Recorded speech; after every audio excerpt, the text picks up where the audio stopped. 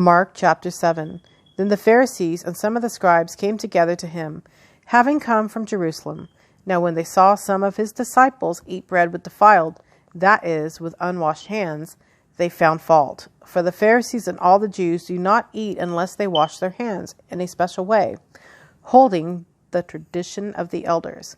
When they came from the marketplace, they do not eat unless they wash, and there are many other things which they have received and hold, like washing of cups, pitchers, copper vessels, and couches.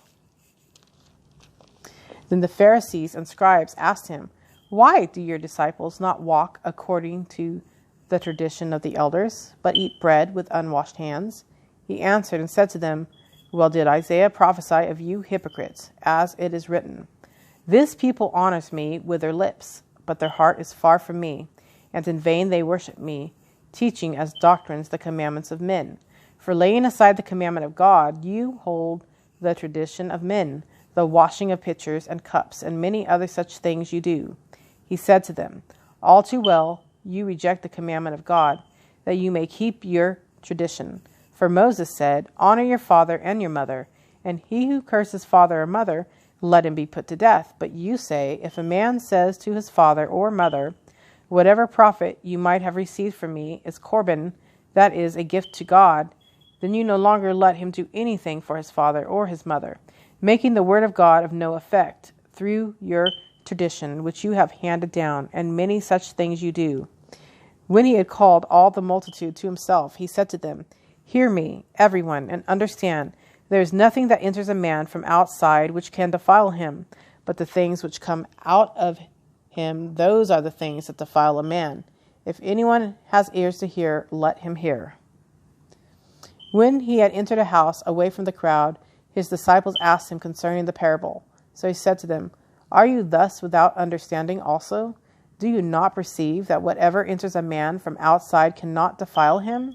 Because it does not enter his heart, but his stomach, and is eliminated, thus purifying all foods." And he said, "What comes out of a man that defiles a man?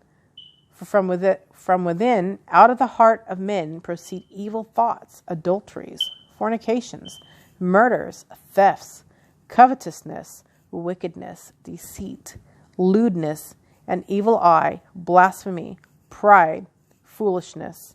All these evil things come from within and defile a man." From there he arose and went to the region of Tyre and Sidon. And he entered a house and wanted no one to know it. But he could not be hidden, for a woman whose young daughter had an unclean spirit heard about him. And she came and fell at his feet. The woman was a Greek, a Syrophoenician by birth. And she kept asking him to cast the demon out of her daughter. But Jesus said to her, "Let the children be filled first, for it is not good to take the children's bread and throw it to the little dogs." And she answered and said to him, "Yes, Lord, yet even the little dogs under the table eat from the children's crumbs." Then he said to her, "For this saying, go your way. The demon has gone out of your daughter." And when she had come to her house, she found the demon gone out, and her daughter lying on the bed. Again, departing from the region of Tyre and Sidon, he came through the midst of the region of Decapolis to the Sea of Galilee. Then they brought to him one who was deaf and had an impediment in his speech, and they begged him to put his hand on him. And he took him aside from the multitude and put his fingers in his ears, and he spat and touched his tongue.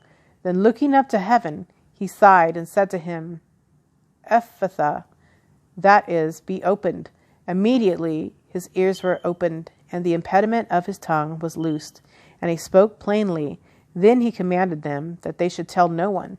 But the more he commanded them, the more widely they proclaimed it.